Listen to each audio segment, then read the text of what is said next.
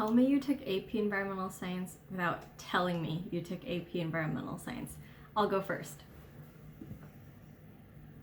Arriving at Corner.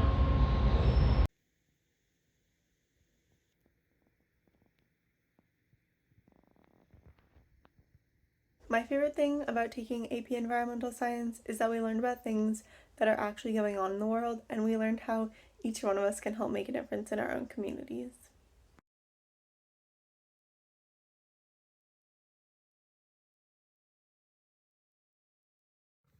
I think the best part about taking AP Environmental Science for me was that I got to learn about the science behind climate change, I got to learn about the solutions to climate change, and I found a new passion for it, and I'm planning on studying it in college, so thank you for that, Miss Nguyen.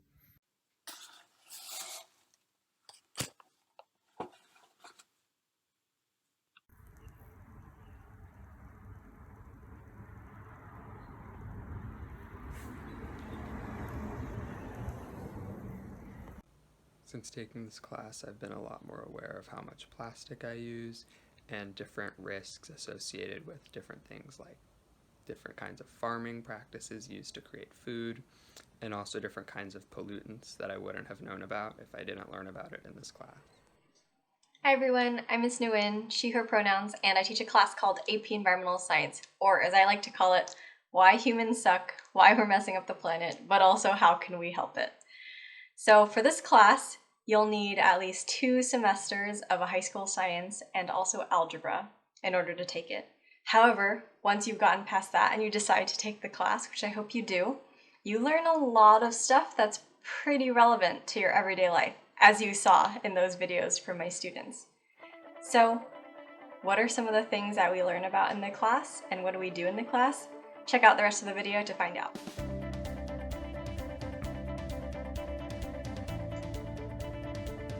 How has our growing human population changed the Earth over time?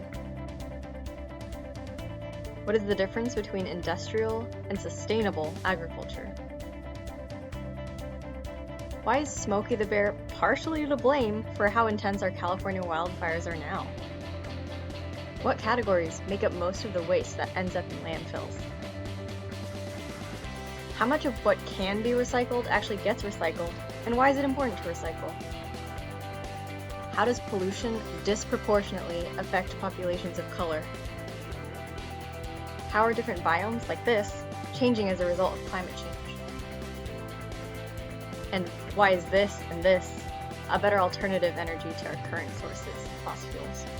If you're interested in seeing the specific topics that we're going to talk about in class, or if you're even curious to see what kinds of labs, activities, and projects we'll be doing in the class, head over to this link here, type it into your browser. It is a sample syllabus that I've used for the class in the past and is what I base all of our topics and our projects off of.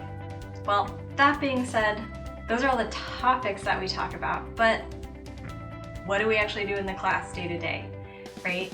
What do we do when you walk into the class or when you log in? Well, I can tell you that it looks different every single day.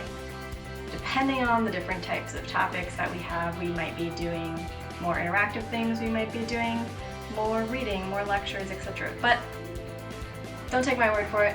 Check out some of these examples.